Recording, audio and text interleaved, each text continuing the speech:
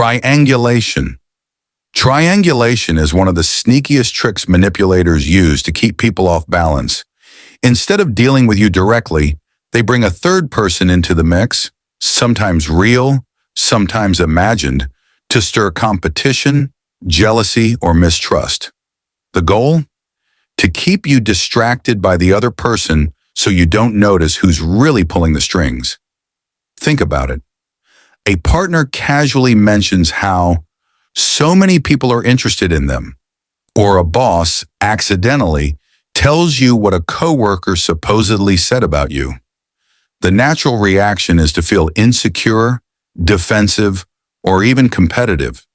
That's exactly what the manipulator wants. Conflict between everyone except themselves. The way out is to step back and question the motive. Why are they telling me this? What do they stand to gain by making me feel insecure?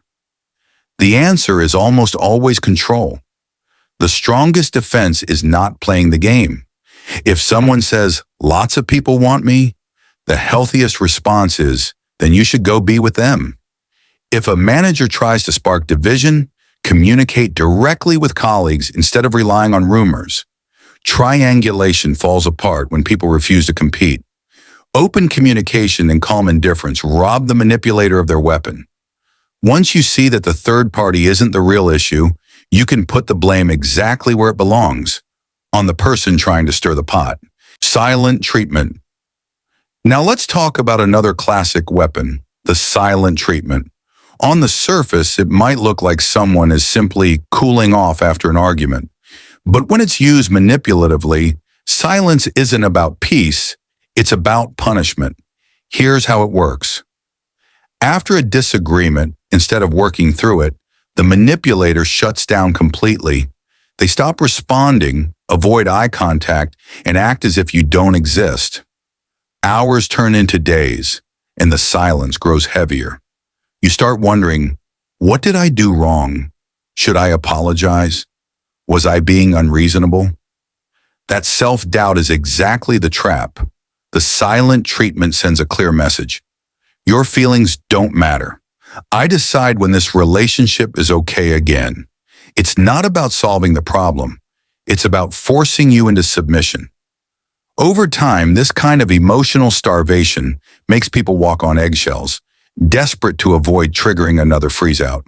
In relationships, it leaves partners feeling invisible. At work, a boss may ignore an employee to remind them who has the power. Among friends, it creates rejection and anxiety.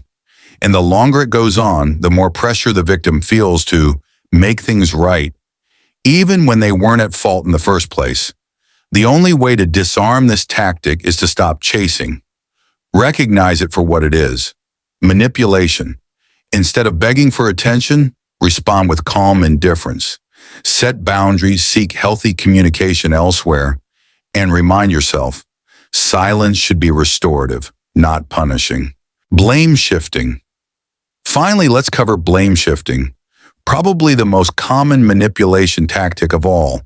Whenever they're confronted, instead of owning up, manipulators flip the script and push the responsibility onto someone else. Imagine this: a partner forgets an important date. When you bring it up, instead of apologizing, they say, well, if you were more supportive, I wouldn't have forgotten. Suddenly, you're on the defensive, explaining yourself instead of holding them accountable.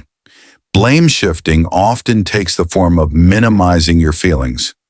You're overreacting, you're too sensitive, or you're imagining things. The focus is no longer on their behavior.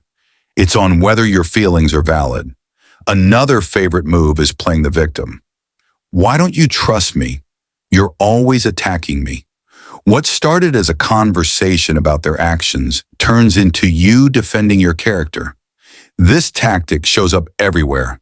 In families, a parent might say, after everything I've done for you, this is the thanks I get? In the workplace, a boss who missed a deadline might point at their team. If they worked harder, we wouldn't be in this mess. In every case, the manipulator escapes accountability while someone else shoulders the guilt. The antidote is clarity. When blame shifting happens, Pause and separate what's real from what's being projected onto you. Their mistake is theirs. Their choices are theirs. You don't have to carry the weight of their responsibility. Closing, whether it's triangulation, the silent treatment, or blame shifting, the thread is the same. Control through confusion and guilt. The key is recognizing the tactic, refusing to engage in the game, and standing firm in your own clarity. Once you see through the illusion, their power over you disappears.